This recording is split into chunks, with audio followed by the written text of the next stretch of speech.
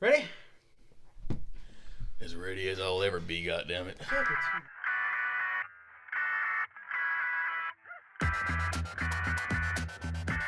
Hey guys, and welcome to episode 52 of Break Time. I'm Alex. I am Iman. And thank you very much for tuning in to this very rebooted episode of Break Time. I feel like nobody's going to get that. I don't even get it. 52, so when DC Comics rebooted their... Oh, you... It was called New 52, yeah. so... Anyway... Yeah, thanks for explaining that one. Started off the show right. I know, right? Guys, thank you very much for tuning in to this episode of Break Time. As always, real quick, if you want to see what we talk about, skip around to any topics in particular, you can go down and link in the description, see what we talk about, skip to those parts. There's also a link to our Teespring store if you want to support us in that way. Oh, God. Additionally, also, thank you very much for tuning in, because it is a late edition of the Break Time podcast. A little bit. A few reasons for that. We'll get into it in a little bit. But, yeah. God, I feel like... What's up, man? I don't know. I just feel like I jumped into everything super fast. Not really. Same pace. Really? Same I feel like maybe it's because we're slightly off because it's not the normal day that we do it. Not the normal day. I'm half dead. Yeah, we've both had a long day. Long-ass day, but we do got some cool shit to talk about. Yeah, some interesting shit to talk about. Oh, yeah. So, guys, if y'all are familiar with Break Time, we always start off our episodes with the weekly recap, and it's more of a weekly personal recap. Kind of just talk about what we've both been up to and shit. So, Iman, like always, start with you, my man. What's been going on in your week, bro? What's been going on in my week, dog? What's going on with Iman? My girl came back. She touched down Sunday. That was dope. But when did she come back? Huh? I was trying to make a sex joke, but it didn't work. Go ahead. Didn't work at all. Okay. She came back last Sunday. Hung out. That was great. I had my surgery. Guys. My testicular torsion. Is the possibility of that ever happening again is now gone because I got my shit stapled to my scrotum, so all is well. How's it going? Can you walk regular now yet? I can walk regularly. The worst part about this recovery, man, is I can't do what I do. You know what I mean? Mm-hmm. I can't go to the gym. Can't be overly physical. That's it. I just can't be I can't really move and shit, and that really sucks, man. Yeah, because you're very much an active person, whether it be going to the gym or whether it be just being active in general. Yeah. Like, including other ways. But you can't be active at all. And that's kind of... Despite my doctor's advice, I'm doing that, man. Oh, shitty, man! I'm doing that, man. You gotta wear your little diaper while you're doing it? Yeah, man. I'm bathing. He said it's not good to submerge the stitches, but I'm bathing, so... Well, that's good. I'm really glad because gotta make sure my hygiene... Yeah, normally when you get back and... You know, your girl's back and you haven't seen each other in a long time. The first thing on your mind is making sure you get some time by yourself and take a nice bath. You got to get that smell right going on, man. Yeah, and then I'm glad that you're doing it. I'm glad that you're able to do it, and you're saying, fuck doctor's orders. I'm going to do what's good for Iman. I'm laying it down. And I'm going to take off my pants, whip out my dick, and stick it right into the bath. You already know. You already know. So, but no sex. But yeah, so that no sex. No sex. That's crazy. No, well, at least you can take a bath, though. At least you can take a bath. I don't want no, you're good. Back out of it. We're pulling back. We're back out of it. Pulling it back. Don't want Dr. Hundahl to see this. He might be very upset with me. But Dr. Hungdahl? No. No, dude, but he's hung like a doll, which means there's nothing there. I'm just recovering, dude, honestly. I'll be back at it next week, 100% me. But right now, a lot of laying in bed, doing normal peasant shit. You know what I mean? So yeah. Can you? Your like six pack, is it fading? And you're like you're dying, like you feel it. To me, it is. I feel weak. I feel fucking diminished. Jesus Christ. What's going on, man? I told Ethan, I was like, how the fuck do people live like this, man? I do it every day. I don't get it, dude. Every day. My brain feels different. I just can't do anything, man. But yeah, such is my life right now. Well, yeah, I'm trying to think of like what's been going on with me so I can add something to this conversation. Oh, we went on a nice ass date yesterday. Oh, man. You and your girl? Yeah. Where'd y'all go, man? Where'd you go? Dude, I said, baby, you getting back? Come on, we got to do it big. We got this tradition going on. It's like a tradition, I guess. Burgers for breakfast every time we, get together and shit. Went to Hop Dottie's. Oh, really? Hop Dottie's over by the rim. Absolutely. Yeah. That was fucking dope. Really good shit. Really rich. might be some of the best fries I've ever had in my 21 years of existence. Yeah, possibly. So then after that, we walked across the street to we got ice cream. Then we went to go see Mission Impossible over at the Palladium. How was that? Fucking good. Was fucking hilarious, unintentionally, but really good, man. Damn. Really good. And then went to an art museum downtown. Oh. The whole day, man. We just spent the whole day together. That's badass, bro. Yeah, it was a lot. It was a lot of fun, man. It was a lot of fun. But yeah, how about you, man? I mean, last week I was kind of telling you about it. Like, I've just been really behind as far as like money and getting my life together and shit. So just to be totally transparent, yeah, like, I was behind and shit and things were sucking. But this week, coming out of the gate, it's been pretty good. Like, real happy about it. Getting back into that swing of the swing of things. Like, I'm the type of person where, like, if my money's off or whatever, I'm fucking off. Yeah. Right. And it's not because, like, I'm super worried about money. Just, I want shit to be taken care of. I don't have to worry. You know what I mean? You ever been so broke, dog, you just don't leave the house? Yeah.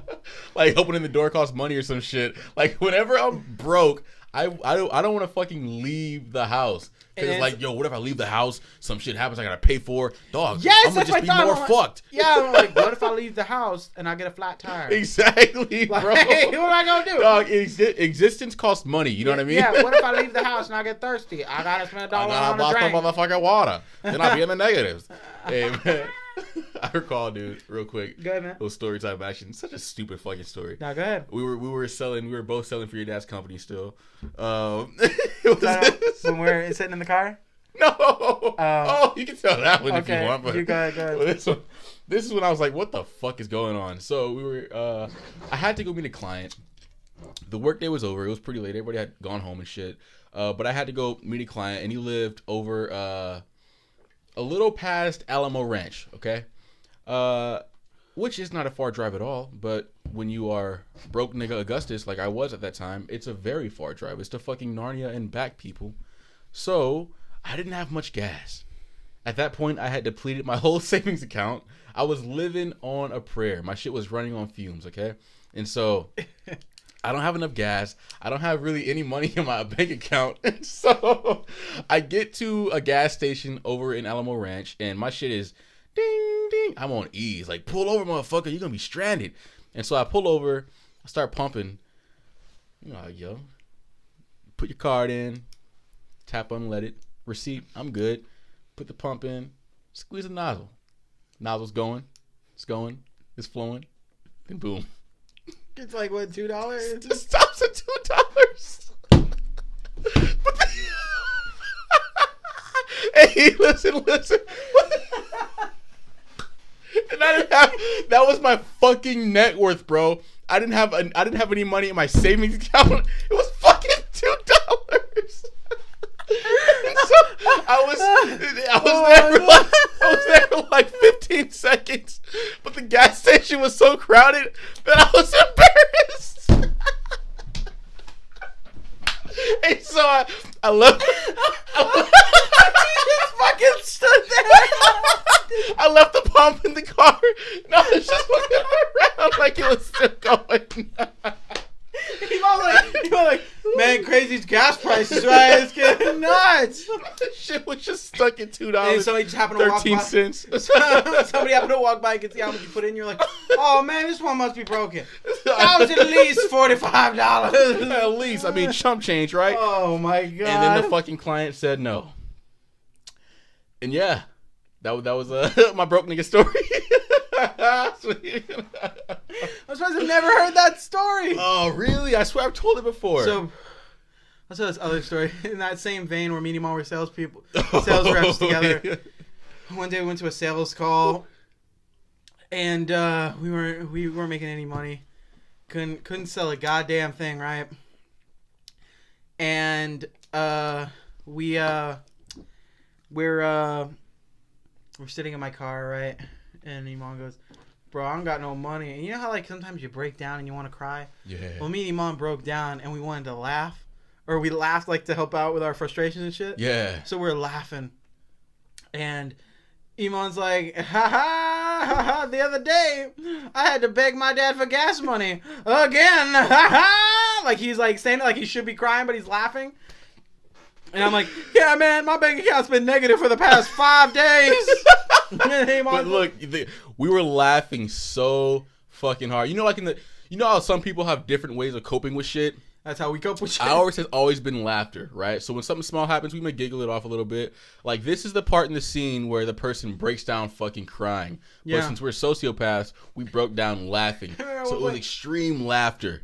We're like going like, yeah, I had to take a sandwich out of the garbage can this morning and eat it. Not really, but like just it's like sad ass shit like that. And I went, Iman, I can't even afford a haircut. Like I look like a chia pet and it burns. Dude, it was not fun. Oh god, not a good time. And then luckily we got a little bit of our pep in our step back because a week later we sold our first unit. Oh yeah, bottom of the barrel. The cheapest thing that we could sell. Oh, yeah. The commission was $200, and we split it for the both of us. And after taxes, we made like $80. Humbling fucking times. Still not my worst job by far. By far. God damn. So, but I'll just finish wrapping up my recap. How was your week? Now, so just getting back into the swing of work. Everything's been working good. Everything's been going fine. Yeah, just finally getting to where I can pay shit. Everything's going good. I think I mentioned it like on the Drunk podcast, but I got a nice lady friend I've been hanging out with, spending some time with. She's great. A lot of fun hanging out with her and shit. So that's been going on, and that's really it. Nothing else going on really. Doing the podcast obviously and shit. Yeah. Got some music. I got a gig I'm doing with my younger sister who plays music here in the city this weekend. Doing the Get Your Geek On podcast tomorrow again. Don't call it a podcast. I'm sorry, I called it a podcast. It's not a podcast. It's a radio show. It's an insult to be a podcast. No, but it's a radio show. I don't know why I said podcast. No, it's a radio show. Well, I said podcast because it's an award-winning podcast. Okay. Like, because they do it as a radio show and they repurpose it and put it out as a podcast. Dope. So you can listen to it both ways. But it's, like, because it transitioned into the podcast area, it beats out actual podcasts in the city, and it's the best podcast in the city. Dope. Like, it's like the top podcast of last year. Anyway. But yeah, doing that again tomorrow. Love doing that. That's pretty fun and shit. But yeah, it's cool. I love that I can keep doing these little, like I do the podcast. Of course, we don't get like a bunch of views on it, but it's fun to do. It's something like to flex that muscle, you know. Absolutely. Put yourself out there a little bit, and then I love doing the music stuff. Then I'm gonna start doing it more now, and then the Get Your Geek On radio show. I really dig doing that. It's really fun. I like that. I have the great opportunity to be a part of all these projects and shit right now, and gosh, I'll just say it because I've been thinking about it a lot. I really want to do some fucking video projects. Yeah. Like, I want to, like write stuff and, like, start doing some shit. Like, even, like, just skits and shit. Yeah. I want to do that so bad. Like, that's just what I've been thinking about a lot recently. Why like, so? that'd be so fucking fun. I don't know. I've just been thinking about it a lot. And then I saw Robert, my boy Robert, Zamaripa. Salute to my man Robert. Oh, he's not Zamaripa anymore. I'm sorry. Teherina? Is that his name? Teherina?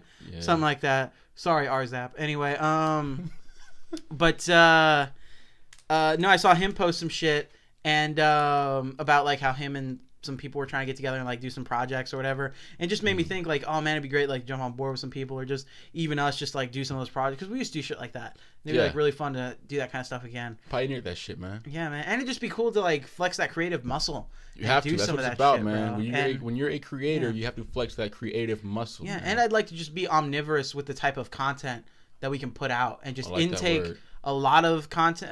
But what I mean is like I intake a lot of content. Yeah. And I want to put out a lot of content, like as much as I can do. So, but yeah, no. So that's been going on, and yeah, but yeah, no, super excited about the shit.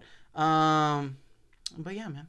That's dope, dude. Yeah, man. We should get in contact with those guys. See if we can do a project or something. Well, we did. We got in contact with one of them, right? Tyler. Oh, yeah. When I don't know if they're still working on that or whatever. But we should get in contact with them. Just see if we can do some kind of project with them. Let's do it. That would be dope. We're doing it. We're contacting you. Know what I want to do? You contact us. We're the podcast. I'm kidding. It'd be like that, bro. You know what I want to do, man? What's up, Broski? About a year ago or so, when my mom was being harassed out in Houston by the Houston Flasher. Yes. We had planned on doing some like documentary vigilante documentary style work. Yeah. We were gonna go. Let me. So, my mom lived in Houston about a year and a half ago. When she got there, she loved it. It was great, but there was a serial flasher, like a molester or some shit. Not a molester, a serial flasher. Didn't molest? Okay. Molester would imply like he was like fondling people and shit. Okay. He was like allegedly, because I remember from reading it, he was like running up to people, exposing himself, and like scurrying away like a supervillain. Okay, so he never took it as far to touching people, but he was flashing and harassing people sexually. And my mom just happened flashing, harassing, times the passing. Ooh, hey. Balls are splashing in your face. Bars. And my mom just happened to be one of the victims. And so she was being harassed by this dude for a hot minute. Your boy Augustus caught word, right? E-Mizzle caught word, and I talked about it on the podcast. Yeah, you were wanting to go down and find this guy and kick his ass. I was fucking infuriated. And so I don't know who it was, but at some point in the conversation of us just talking about it, we formulated a plan where we were going to kill two birds with one stone, provide content for the podcast, for the Break Time channel, and get rid of this Houston serial flasher. And so I don't think my parents or anybody know about this shit, but we were going to invest in some equipment to shoot a documentary, going to hop on a train to Houston, to act like I was just visiting my mom, and my boy Alex is going to tag along. That was our whole backstory. We were going to get there and stake out where this dude had been known to commonly hit, right? Mm-hmm. And the cops couldn't do much about it because he wasn't physically touching anybody. He was flashing and running away. By the time they would get there, clearly he's gone. Right, so there's no crime committed in their eyes, in the cops' eyes. And so we were going to take matters into our own hands. God, we talked about like getting a taser and pepper spray and all that in case he came at us or in case he got violent. I altered my style of training in the gym to like incorporate more of my boxing again because I thought I was gonna have to kick this dude's ass. I was ready to bring this dude down, man. And luckily we just murdered him. No, yeah, thank God. But some shit happened. It faded. I think my mom called the police finally, and they were able to do something. But we had made a plan like that. You know what I mean? Just do some wild, crazy shit and you want to do shit like that? I would love to do something like that, man. You know what I mean? I get you. Like Viceland-esque type shit. That'd be so dope. Yeah, I'm down. So fucking dope. What I really want to do, I thought would be really interesting, is do something like that where we spend a night downtown San Antonio.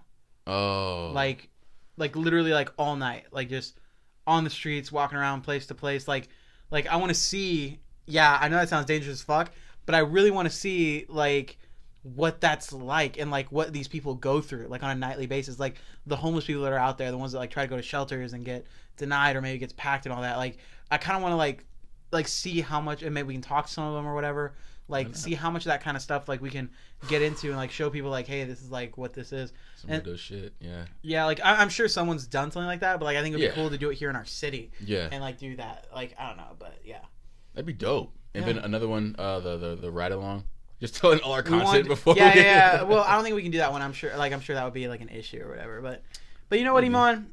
Yeah, man. Instead of talking about the content we're going to produce, let's produce content that we're doing right now. Absolutely. And Iman, we got some stories that we want to talk about. Some crazy shit that was happening. Iman, the first thing I wanted to bring up, just to get the fucking ridiculous one out of the way, is R.Kelly. R.Kelly? R.Kelly, bro. Yeah, what did he admit something or what? Yeah, admit something. R.Kelly admitted everything. What? Iman, you know a little more about the story. Tell us what's happening. Tell us what's going on. So if you don't know at this point who R.Kelly is, okay, I Hear You Calling, right? Little 12 plays, one of his most beloved albums, one of many. R.Kelly is a very popular R&B artist from the 90s. He's probably written some of your favorite motherfucking songs. I heard he also did the remix to Ignition. Hot and Fresh Out the Kitchen? Yeah, fuck, I can't really think yeah. One of the greatest lyrical acts of the 90s. Okay, he's probably written some of your favorite songs. I swear to God, you think I'm bullshitting? No. I'm thinking about the shit we're about to talk about, and I was like, yeah, man. Go ahead. R. Kelly over the past 2 decades has caught a lot of heat for what? This time not for statutory. Right, statutory, pissing on people, a lot of weird shit, infecting people with STDs and just crazy shit. But it's funny, real quick, because this whole thing comes kind of full circle for us. Because the whole reason I even started giving a shit about R. Kelly, because it just wasn't my thing. Yeah. Like, it didn't give a shit. Was when we started watching Trapped in the Closet. I showed you Trapped in the Closet, you showed it to me, and we watched the whole Trapped in the Closet series. Yeah.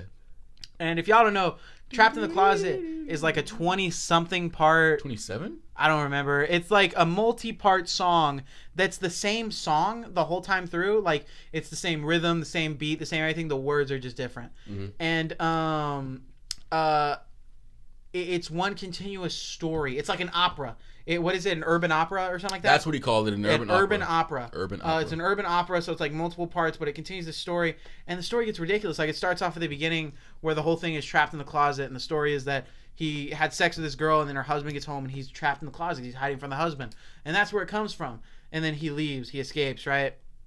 And the husband is a pastor, and then he's going around the house looking for R.Kelly and all that. And then later on, there's a cop who's sleeping with R.Kelly's wife, and then someone's getting out of jail, and then a midget is involved, and then they kill somebody. And the fucking and then package. There's a package. You are watching the package.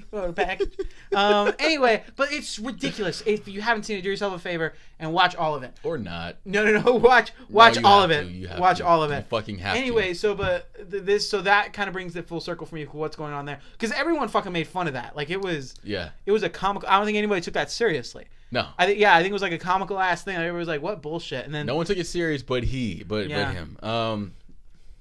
Yeah, so he's caught a lot of flack. He's been real controversial over the past 20 years. And so motherfuckers are like, dog, what's going on with R. Kelly? And then R. Kelly emerges from the woodworks with a 19-minute song explaining his behavior. Sorry, heard that. Explaining his behavior, why he is the way he is, and why he has been doing the things he's been doing. And the song's called? It's called I Admit. I admitted I did it. That's the chorus. 19 fucking minutes. And it's the same thing throughout. It's not like same thing. Like Bohemian Rhapsody is like what, like a 6-7 minute song? Yeah. And that changes. There are levels to it. Because if it was the same thing the whole time, it would get fucking boring. This is 20 minutes, or I'm sorry, like 19 and 29. Yeah. Like 19 minutes and 29 seconds of the same fucking shit throughout the whole thing. And it's ridiculous. Fuck. You know what, man? It's fucking ridiculous. Can you pull up the lyrics real quick? Yeah, absolutely. Yeah, I want to read some of the parts that I was hearing that I was like, fuck. How long is that fucking lyric Let's do an experiment, man.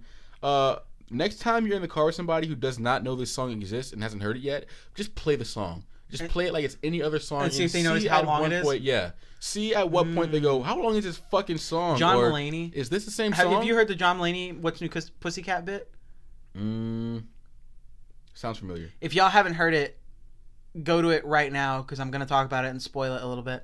But John Mulaney has this bit in one of his early shows where he talks about how he went to a diner and they went to the jukebox and they played What's New Pussycat like 7 times in a row. And for the first 3 times, people didn't realize that it had played 3 times.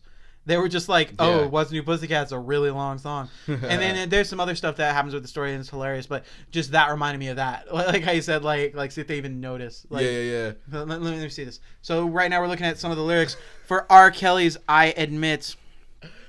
How many verses are... Oh my god, this is a book! Fucking 20 minutes! Verse 7. Most songs have a verse 1, a chorus, a verse 2, a chorus, a bridge, and a chorus. That song is my fucking chapters, dog. How many choruses? Oh, there's an outro. Chorus 7. Chorus 8. There's 8 verses. Anyway, so let me see. Sorry, let me... Yeah, but while he finds that... Go ahead. So in the song, he talks about how he was molested. He explains, kind of gives insight as to his obsession with women and sex. Talks about how much of a freak he is. I admit, some of the shit in there sounds a little bit braggadocious. It's like, yo, are you looking for sympathy or are you explaining your shortcomings? I'm confused. He had a part in the song where he talks about how he makes a lot of money, right? Mm-hmm. Has sex with a lot of different women, and just hangs out with celebrities and shit. But it's so funny because he talks about it like he's sad about it. You know what I mean? Yeah. Like this morning, I got a blowjob while my maid Maria was serving me grapes. Oh, I'm crying. It was the weirdest shit, man. And it's 19 minutes of that shit. And so you have shit where he's talking about that, right? His celebrity and shit and dealing with that, where it's really shallow shit. And then in the immediately next verse, he's talking about how he was molested and shit like that. So tonally, it just fucking changes for the whole 19 minutes, and it's fucking hilarious. Did you find any? Yeah. Oh fuck, what verse is this? This is verse 6. Okay, so let me go to verse 5 real quick. Just 'cause I want to read this one bit. He says, I admit I fuck with all the ladies. Because he puts like the repeat in parentheses. Oh. That's both older and young ladies. Yeah, in parentheses. But tell me how they call it pedophile because of that shit. That's crazy. Like what the fuck is that? I did that bump and grind. I did that 12 play. I did that fed up. I changed the damn game, so I deserve me a fair play. So put some respect on my damn name. Okay, hold up. There's one here that I... Oh, now I guess this is the part where he talks about him being molested. Now I admit a family member touched me. Parentheses, touched me. From a child from a child at the age of 14. Yeah. While I laid asleep, took my virginity. Sleep, genie. Like... what did he say? What was the ad-lib? Sleep genie like that. Oh, here's the part like this whole song, like he's admitting that he did this, that he breaks hearts, and he's doing this, and that like that he's a freak and all that, and then randomly Spotify took me off that. Yeah, you see that shit? Spotify took me off their playlist. I admit that I've been underrated. I'm not convinced. Nope. Not arrested, no, but dragged my name in the dirt. Yeah. All this work to be successful. Yeah, oh. And when you abandon me, yeah. And then say I'm abusing these women. What the fuck? That's some absurd shit. What? They brainwashed? Really? Kidnap? Really? Can't eat? Really? Question mark. Real talk. That shit sounds silly. Yeah. Oh God, it's just. It's fucking... It's trash. It's trash. It's garbage, bro. And I know he released that shit and he was thinking, yeah, we're going to have him on our side now. We got him back, bitches. Didn't go as planned, man. Didn't go as planned. Now, after this, I've been a ride or die R. Kelly fan since the scandals, all that shit, man. It's like, have you fucking heard 12 plays? After this, I can't even be on his side no more, man. Nah, bro. He lost one of his most loyal motherfucking fans. Check this out. This is verse 7. Because remember, they were talking about like his sex cult thing for a while, and like... Verse 7, what's the definition of a cult? What's the definition of a sex slave? Go to the dictionary. Look it up. Let me know. I'll be here waiting. What the fuck is that? Dude. Oh, my God. So what did you think of it, man, when you what are your thoughts, man? You just found out about it. Yeah, he told me about it, and then I was hearing some of it just a little while ago. Yeah. And, like, it's funny because if you listen to the first, like, 3 seconds of the song, you've heard the fucking whole song. Like, yeah, exactly. It's just garbage. Oh, she's so pretty. Anyway, I appreciate that. But what was I gonna say? It's just like you would think he would have learned from Trapped in the Closet to not do this weird shit that he wants to do. I get it, express yourself and all that, but then look what happened to fucking Andre 3000. What happened to him? Shit doesn't work. No, but like because everyone jokes around about him, like how he went crazy and shit and all that. But like if that happened to him, yeah. For going crazy, but he just kind of got some outlandish and shit. Artistic, went vegan and shit. Yeah. Well, he went artistic, and R. Kelly went autistic. Exactly. I just insensitive joke. I understand. That was just trying to make a point. 2018 disclaimer. Anyway, but like I don't know. It's garbage. I don't understand like how no one said anything. Like this, we had the same conversation. We talked about Trapped in the Closet. Like, I think everybody had this conversation. Why did no one say anything? Why did no one tell him this was shit? Yeah. How did he make like what producer sat in a room with him for 20 minutes? Or I'm sorry, for hours for a 20-minute song, and went like, oh, this is good, man. This is good. A producer looking to get paid. You know what I mean? I don't know if I could stand that shit because so I've recorded music for my little sister and with my little sister, like with real producers. Yeah. And it's like an hour ordeal for like a 3-minute song. Yeah. Bro, like a song that's 3:30 takes hours of work. Hours, bro. He was in that bitch for a week. Hours. Then. Yeah, man. Like for one. That's a whole fucking album. Exactly. Like 3 minutes, right? Wow. That's like days of work. Yeah. To work on it, to hear it, to reinvent it, to do stuff to it, to add shit, hooks, all that shit. Like 20 minutes, like unless like he just did that on fucking GarageBand himself or whatever. Like I don't know. Maybe he did. Cause he talks about going broke in the fucking song. Desperate times call for desperate measures. I've been going broke. Can't pay my producer. Yeah. And he's gonna stop. Right? Motherfucking power cuts off. Yeah. But, I gave him a hot check. It's not gonna clear the bank. Shit gonna bounce. It's did you see that Key and Peele skit? The rapper skit? Where he tells on himself? Yeah, like in his songs. Yeah, and he's getting questioned, right? Yeah. He's like, I know you did this, man. Like, just because you're a famous rapper doesn't mean you get away. He's like, I didn't do nothing, man. You got nothing on me. He's like, oh, so you did shoot Carlito with a gun? He's like, no, man. He like hits the tape, and it's his album. And he goes, shot Carlito with a gun. He's like, huh? It's like, that could mean anything. Yeah, man. that could mean anything. We found this gun in the river. Guns show up in the river all the time. Quick thing. Threw the gun away in the river to hide from the police.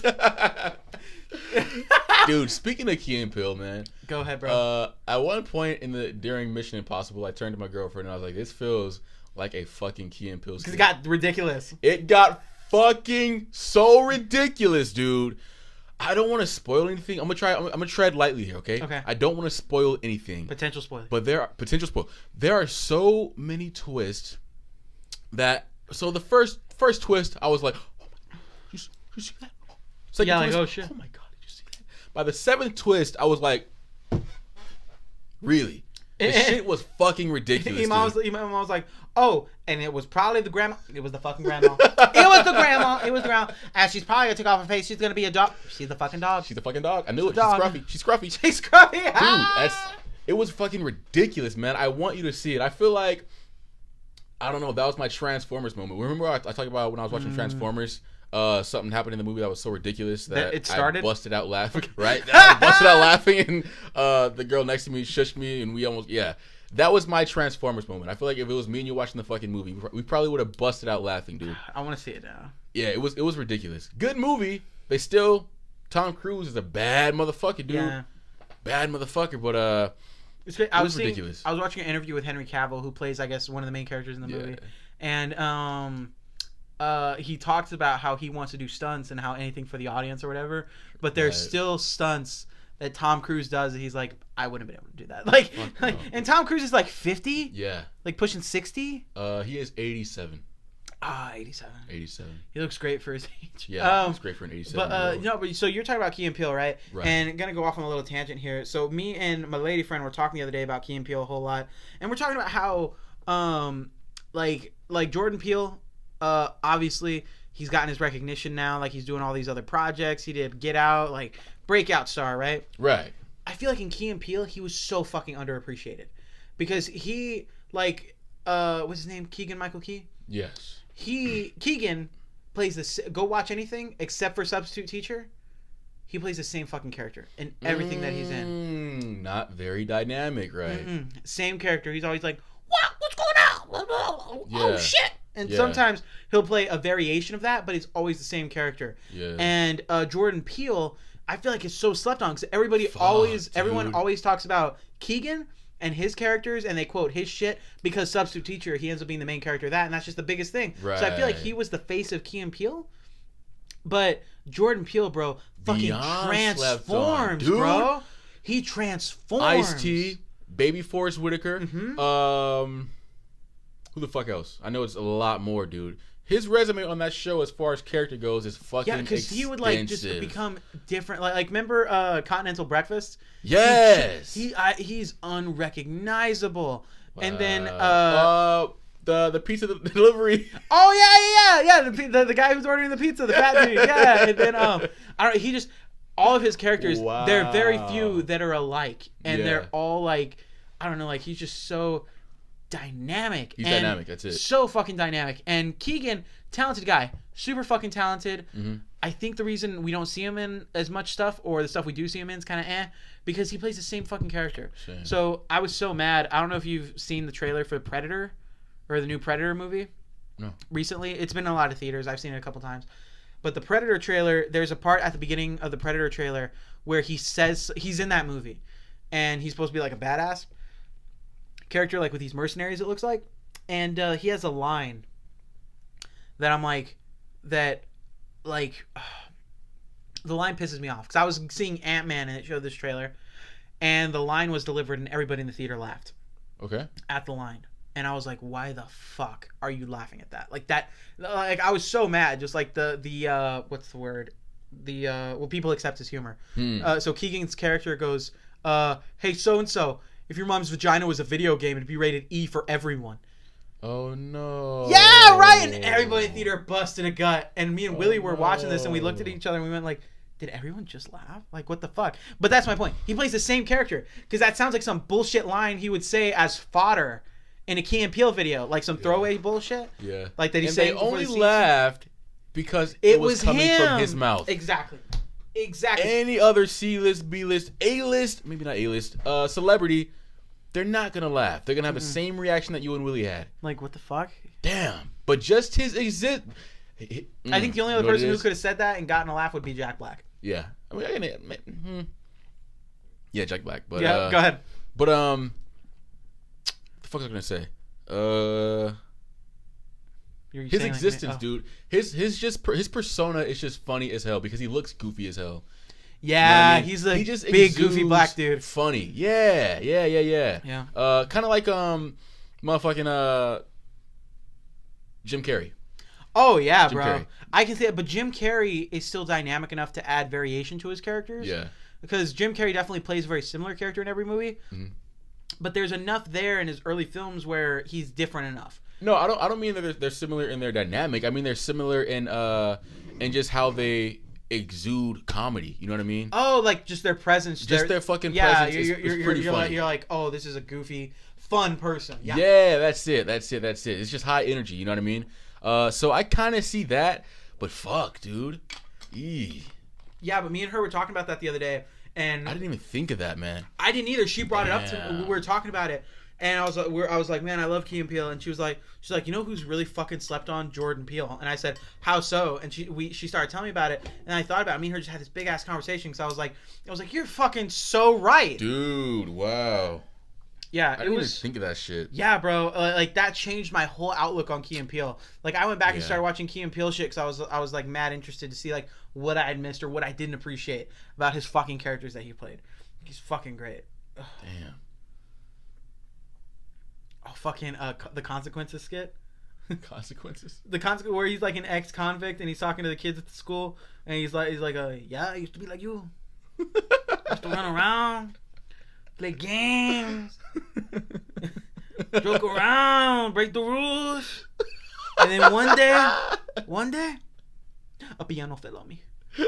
Consequences. And the person was like, I don't think that's what that means. Like, you haven't seen that one, bro? It sounds familiar. Okay, you gotta fucking watch that. My favorite Key and Peele skit though, dude, is the one where, so it's pretty much the scene opens up. I forgot the name of it, but the scene opens up and it's a typical, like, just the most generic white thing you can think of for a group of white guys to do.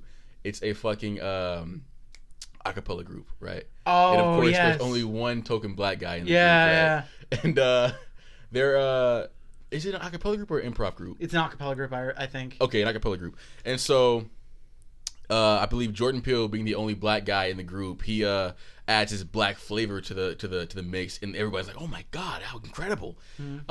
And then Keegan's character walks in, and he adds his black flavor, and so now they're competing and shit, and so they're acting like innocent, goofy ass like black white guys, and the white guys walk out, and the fucking whole vibe of the skit changes, right? The lighting changes, the cinematography changes, and it zooms in on Jordan Peele, and he goes from this goofy ass nerdy white black guy, and he's like, "Fuck you think you doing, nigga?"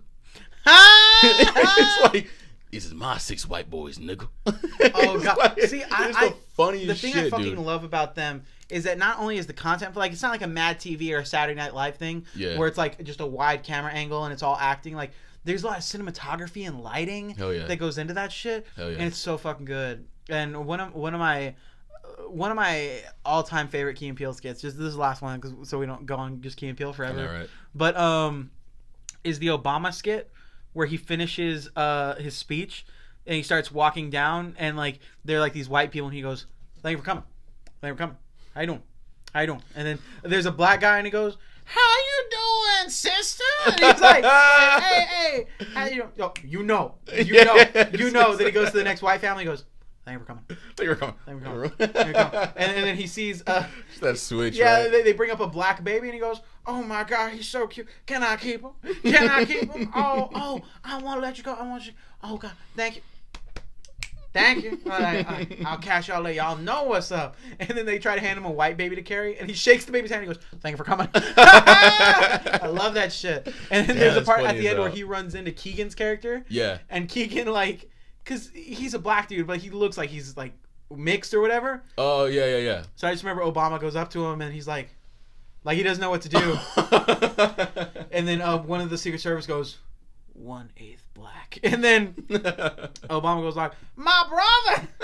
Anyway, but rounding back to R. Kelly, the whole point is it's fucking ridiculous. Fucking R. Kelly. God damn, fucking ridiculous. This shit. Yeah. No, I just wanted to wrap that part up. Yeah. Because it's ridiculous. It's fucking stupid. It's whatever. It's dumb. Like, it's R. Kelly garbage. Shit. It'll be yeah, over no, in a it's week. garbage. But I was just so like, what the fuck? Like, yeah. But how surprised can you be? That's the thing, right? It's like I'm not surprised. I would have been like, I would have been surprised. Like, I'm not surprised that this happened. I would have been surprised if you went, "Dude, R. Kelly let out a fire song." I would have been like, "What?" I know, right? Like, R. Kelly did something good. Since Ignition. Since Ignition. Yeah, man. But Iman. So another thing, on a more serious note, me and you were looking up some stuff, and I was telling you about some stuff, and I was going over this a little earlier, talking with some other folks about it as well. And so there's a thing right now that's on the rise, and it's 3D printing guns. Mm-hmm.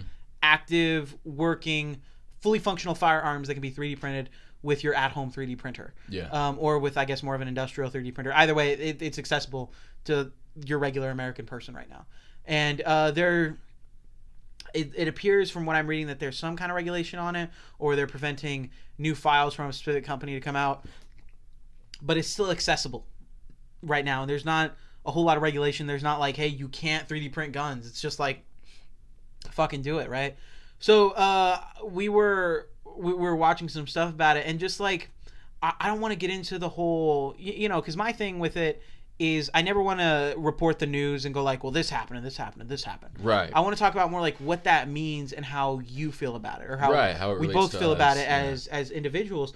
And just to hit some key points, so 3D printed guns can be printed in, according to what we were watching, these specific 3D printed guns that are in the news right now. And if you want to know a little more, you can look it up a bit.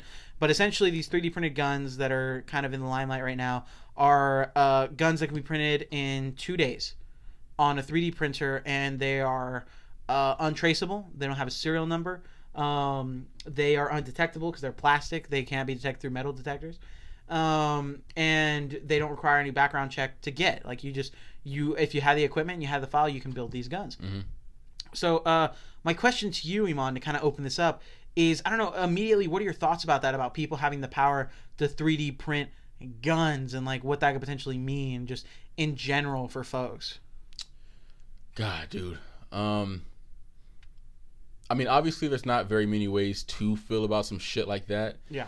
I guess what I feel right now, man, because I just found out about this. My immediate reaction, dude, is curiosity, right? Yeah. Not for the folks buying the shit, but for the dude the guy behind all of it, the one who produces the blueprint and distributing the shit. Who's we're looking at this dude. His name's Cody Wilson. Cody Wilson. And he owns this company. I can't remember what the company's called, but essentially this company is kind of championing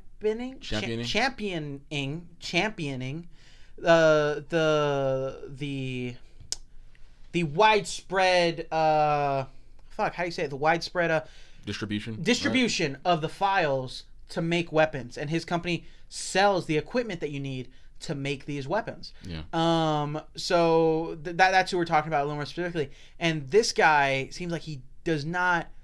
I don't know. Maybe I just don't understand his point of view. But it's kind of, to me, it's right off the bat. My first reaction is, this guy seems like he doesn't care about any form of regulation or anything. He's like, people should just be able to make guns and all that. Sure, like, I think people should own guns and everything personally. Right. Like, I think people should have the right to own guns and have the right to bear arms. That's part of your Second Amendment, and that's something that you should be able to do. But we can keep track of those. We can know who's buying guns to make sure they're not unstable and all that. But now people can just make guns in a fucking garage. You know what I mean? Yeah. So he doesn't sell the blueprint to make it in your own 3D printer. He provides a 3D printer that is made to make guns that he makes. Yeah. But he provides the files too. Right. He provides the files. So yeah. Yeah. Remember he was. I thought he just sold the.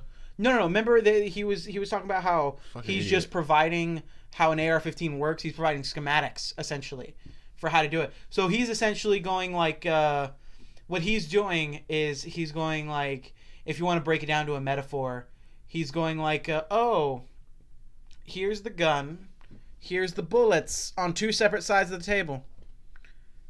Do with it what you will. You know what I mean? Like, so he's literally putting like, he's like, oh, you can buy the machine from me, and then I'll also provide you the schematics. Yo, dog. I'm not selling you a gun. You know what I mean? Right. I'm like, yo, dog. Got the ingredients of this fire-ass pie. I ain't gonna tell you how to make it, but I mean, here's the ingredients and the blueprint to make it. But do what you want, dog. I'm not responsible. You know what I mean? Yeah. That's exactly what it is, dude. Yeah. The reason I say I'm curious about this shit, man, I want to know, and I think this is my first hunch. I want to know what the fuck is going on in his mind, right? Mm-hmm. Nothing good can come of this. Nothing good can come of this. Well, because I think there are definitely people that can be responsible with it, but how many people are going to be responsible with it? Or how many irresponsible people are going to run into this technology or just be able to get a hold of it? Yeah, look, man, I don't know. It's a prime example of how we're kind of eating ourselves alive as humans, dude. Honestly, this is what happens when a really intelligent person also happens to be a fucking psychopath, right? I want to take it back to World War II era Earth. Nazi Germany, right. 1945. A gentleman by the name of Albert Einstein, right? Yeah. Don't quote me on any of this shit. He comes up with a way to create a bomb, right? That can destroy millions of people in a single blast. Is that Albert Einstein who did that? Who did that shit? Not Albert Einstein. Fucking it's not Albert Einstein. I'm tripping, dude. Is it Tesla? No. No, not Tesla. I was thinking of something else. Fuck. It is Einstein. It's late. Is it? Whatever. Scientist. Go ahead. Sorry, guys. It's a late one for us. Really late. I feel like it was. It had to do with the frizzy fucking hair. I guess that was Einstein, bro. Yeah, Einstein, right? Einstein. Or it's the aliens guy. Dracula. Is it Dracula? Might be Dracula. I fuck. Fucking Dracula. Oh, you know what, bro? You know what? It might have been the Hunchback of Notre Dame, actually. I think. Yeah, that's definitely the Hunchback. But he creates a technology to hide our ignorance with humor. Been doing it for years, dog. Been doing it for years. Creates a technology that can kill millions of people with a single blast. Yeah. Right? The atom bomb, or the hydrogen bomb. Anyway, he creates a bomb. Creates a fucking bomb. It's too late for legitimate facts. Right. He discovers the technology, and he can easily sell the technology to his government, who happens to be Germany at the time, who is raiding countries, killing off innocent Jews. Despite the fact of him being able to, benefit greatly from his discoveries, he says, "Fuck this! I gotta take this to people who are more level-headed." Right? So now he comes to America, right? But bottom line is, he uses his technology, his newfound discovery, and he doesn't just quickly look to benefit from it, despite the consequences. I feel like that's what our boy Cody Wilson is fucking doing. Well, he's not doing that. He's not. I feel like he's not, because your whole thing is that the person who created those bombs had the foresight to go, oh, don't just give it out to these people. This has to go through the right channels. This has to go to someone where it's going to do good. You know what I mean?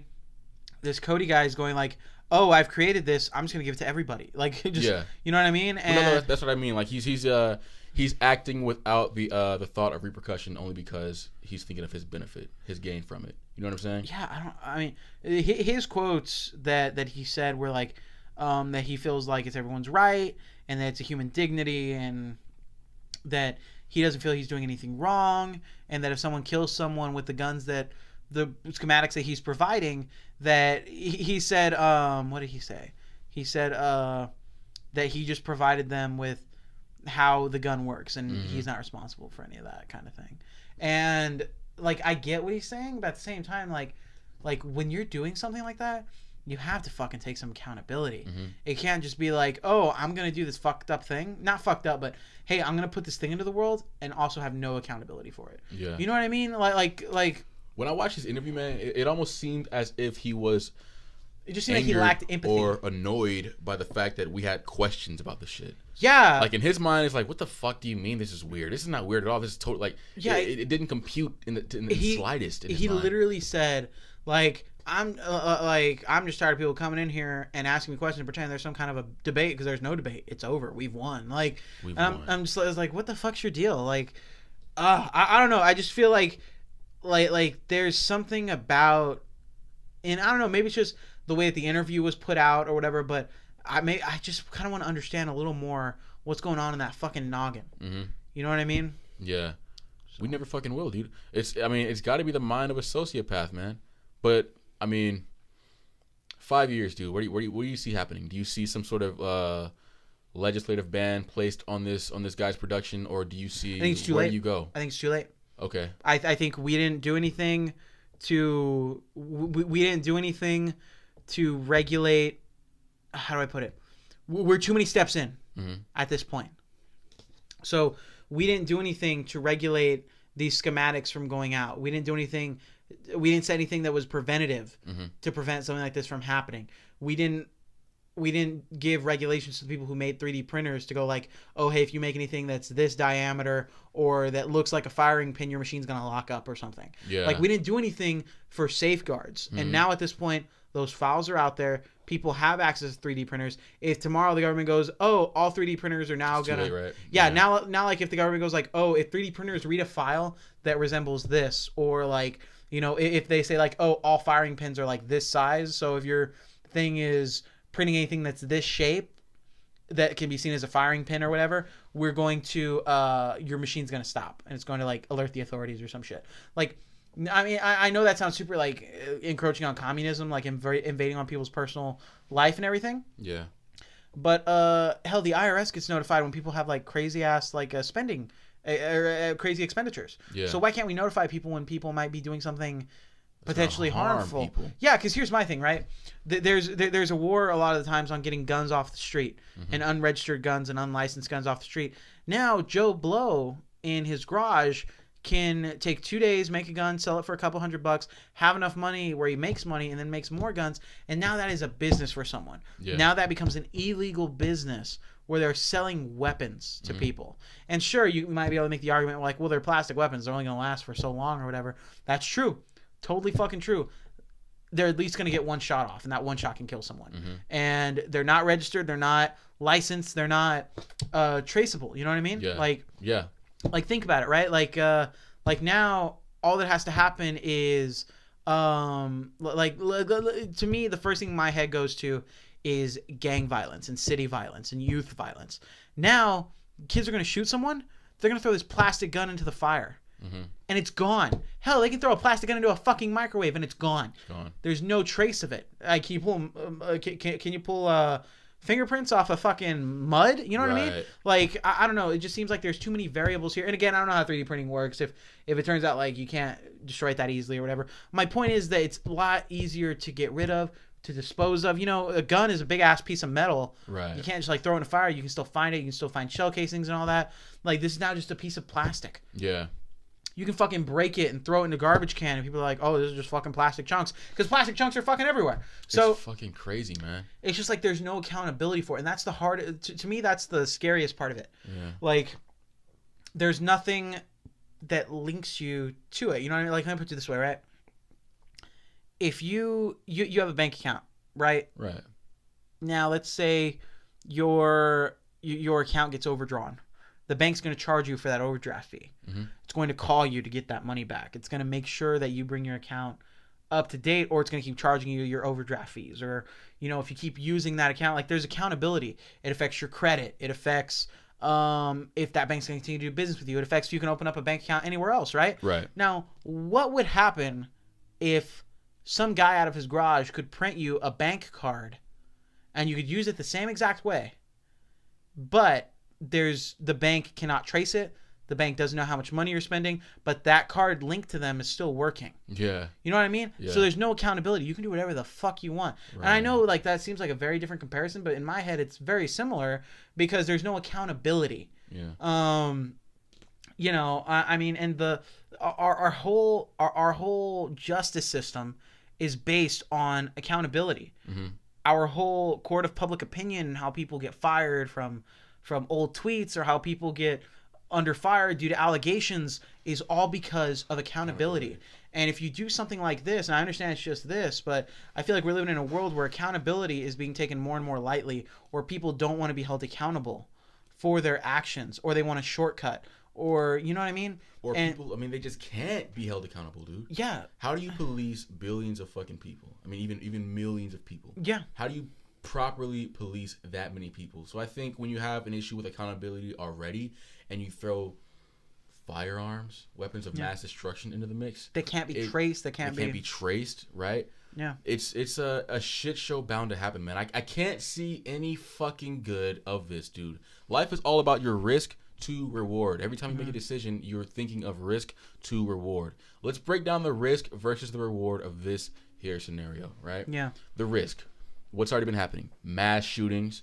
And now it's going to be easier. There's metal detectors in school. What if some kid printed out a gun with his dad's 3D printer, and the dad doesn't fucking know? The dad's ignorant. Mm-hmm. Kid walks into school. Yeah, they have those metal detectors. People are wanting them because those are the protocols that we need in schools now, and that's supposed to keep students safe. And this kid whips out a 3D printed gun and shoots somebody. Yeah. Even if he gets one shot off, that's a life that's taken because of that. You know what I mean? Kids can, or anyone can get into a ball game. Anyone can take that onto a plane now. Like, it's just, you can hide that shit. It's tough, you know what I mean? Dude. It's fucking tough, man. I don't know how much longer we're going to be able to safeguard ourselves from ourselves. You know what I'm saying? Yeah, and that's the thing, right? Like, it's no longer like what is it? You sleep in the bed you make, right? Or something like that. Or you make your bed, sleep in it. Something like that. Whatever. The whole point is that you deal with the consequences of the problems that you have caused. Right. Like, the world's doing that right now. All of our gas emissions and everything, and all the shit that we have going on, and now our ozone layer is fucked up. The environment is going through all these issues. We got to cut back on using straws and shit 'cause they end up in the ocean, and that's on us. That is 110% on us, and we're dealing with that repercussion. What you are taking away from this is repercussion. And I know I keep using the word accountability, but that's what it is. Yeah. You're taking away accountability. Yeah. And then what do you have after that? Chaos. It's fucking crazy, dude. Yeah. I don't know, man. I think at a certain point you have to be able to, you have to learn to not have total control over things. Yeah. Only a very strong ability to adapt and to adjust. Right. So I mean, we're now in a position where the government, it's widely known that the government is not a strong force as we once thought it was versus the people, right? The people are very aware of the power that they have. You know what I mean? Yeah. And so our justice system doesn't even work the same way anymore. Right. So it's impossible to regulate all of us. All you can do is adjust with the new bullshit that we have each week. You kind of just have to adjust to our stupidity. At one point, the people in charge, the people who are making legislation, the people who have to keep track of this shit, have to grow some fucking balls and get ahead of some of this shit. Like, when 3D printers were a thing, one of the first questions should be, what if people make weapons with this? What if we get to the point where people can easily make guns with this? Like, let's put safeguards in. Let's start working on that legislation so when it comes time, we're not just like, oh shit, we gotta scramble and figure this out. So that way we already have at least a foundation, because things are always going to change. Absolutely. Things are always going to adapt and everything, but at least try to get ahead of it to where we can know what's going on. You know what I mean? Like for example, like just something that's happening now, right? Like, we're getting all these VR headsets and stuff like that. Like, our technology is becoming more intuitive. Start putting in safeguards for when people want to start advertising on like VR headsets. Like, when we because one day, like, those Google Glass things that were going to come out for a long time, but you're going to have like a heads up display. Like, start regulating for when people are going to be like, oh, well, let's put a McDonald's logo there. You know what I mean? Like, maybe that's something they're already working on. But my point is, just get ahead of some of this shit. Right. Or as it's coming out, do some fucking work to get something done. Yeah. Sorry, I'm burping a lot because this fucking monster. You okay, man? It's just this every monster. fucking episode. Though. Do I start burping a lot? Because I'm always drinking some kind of caffeinated bullshit. But yeah, I think that's a lot easier said than done, though, man. It's a lot easier said than done. Again, we're in a position where we try to safeguard ourselves from ourselves in every facet of life and every facet of government, right? So the way we do that with big government is by checks and balances. I think it is such a process to pass such a simple law that by the time the shit is passed, it's already an archaic idea. It's already outdated. I get you. You know what I mean? I feel like there's only checks. There's no balance. I mean, but that's the term. Yeah, no. But I'm saying, but it's that for a reason. Mm-hmm. Checks and balances. I feel like there's no balance to anything. It's just like jump on shit as it comes up. There's no like, oh, let's figure this out to where it works for everybody, or let's figure this out to where it's going to be feasible for everybody as a country. Yeah. And that part doesn't happen. It's just like let's be reactionary, not what's the word? I can't remember, but we're not looking at the issue and going like, oh, let's take a step back and figure this out. Yeah. We're going like, oh shit, like that's like I've said my thing or I've made my decision. You know what I mean? You know what, man?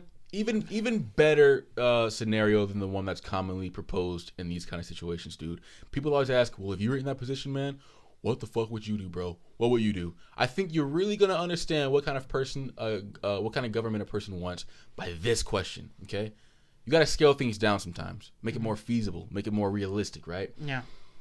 Instead of asking you if you were the president, how would you do? What would you react? How would you run the country? I'm gonna ask you if you were the principal of Ott Elementary. And a lot of the problems facing our country today began to face your elementary school that you were in charge of. What would you do to that elementary school as far as the rules, as far as regulation? How would you treat it? Yeah. What'd be your approach? Alex Chavez, principal of elementary. Kids are now smuggling in. Kids are now making weapons out of the scissors that we provide them. What does Alexander Chavez do? You put a regulation on scissors. At least I would think like we're sending home a note like parents, we're not doing sharp scissors anymore. We're doing like kindergarten level like rounded scissors at the end. Like that's what we're doing. Yeah. Shit like that. And then like if kids are bringing weapons to school, it's like, hey, I don't know. I wouldn't say random backpack checks because I think that's an invasion of privacy. But okay. Well, I'm just saying like that was a thought came to mind. I'm like, no, that wouldn't work. But maybe like a metal detector thing, like just like you walk through, like when you go to fucking Walmart and they have like those detectors to make sure you don't steal anything. Right. Install something like that. That's a metal detector that'll go off if it senses anything that's like big. You know what I mean? Yeah. And just have like, because all schools have a cop there. Give the cop a job instead of sitting on his ass staring in the cafeteria. Tell him to stand at the front of the school, and if it goes off, just say, "Hey, buddy, let me just wand you. Oh, you brought something for show and tell? Cool, go right ahead." Right. You know what I mean? Yeah. Or like, "Oh, hey, what happened, buddy? Let me wand you," and then the kid runs off, and you're like, "That's something's wrong." So you get that kid, and maybe you've prevented something. You know what I mean? Love that. So, but why is But I'm just saying, like, some of those resources are already there. Like the fucking cops there, give them a fucking job to do. Absolutely. Tell them to do something, not just stand around and go, "Hey, kids, just gonna stand here while you're walking to lunch." Like, yeah. Whatever. And that same scenario applies to we'll scale it up again back to big government, man. Back to big government. What's about gun control? Kind of. So you want to see a more enforcive police force in this scenario, huh? Not necessarily a more enforcive police force, a more enforced regulation on things. Like if like for example, if automatic guns are a problem and they're being used for shootings, regulate automatic weapons. Like certain people can buy them, or maybe they're not just given out to the general public. Maybe you have to have a certain license for it. Maybe whatever, right? Mm-hmm. And that's just obviously my first reaction. Or like, hey, people want to buy 3D printers. Maybe vet those people who are buying 3D printers. Yeah. Because now it's no longer like, oh, I want to build computer parts, or I want to build, a fucking skull to sell at a flea market. Like, because if that's the case, run a background check, you're fucking good. Yeah. But like, also, you just have to understand that now you're giving someone the power to make a weapon. Mm-hmm. Even though they might not use it for that, it's the power to make a weapon. And I mean, here's how I see it, right? When you go to the store and you buy Gorilla Glue or you buy paint, a thing goes off and the person has to make sure that you're over 18 years of age. Mm-hmm. Because maybe you're going to snort that, or maybe it's dangerous or whatever. Maybe you won't use it for those things.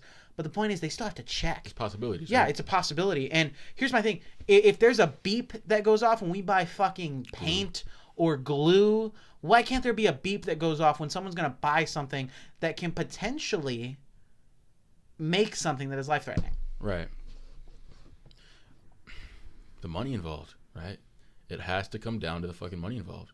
I don't think glue, right? Correct me if I'm wrong. I don't think glue is a $1 trillion industry. You know what I mean? A lot of motherfuckers are getting paid. And I hate to turn into, what's that damn conspiracy radio show?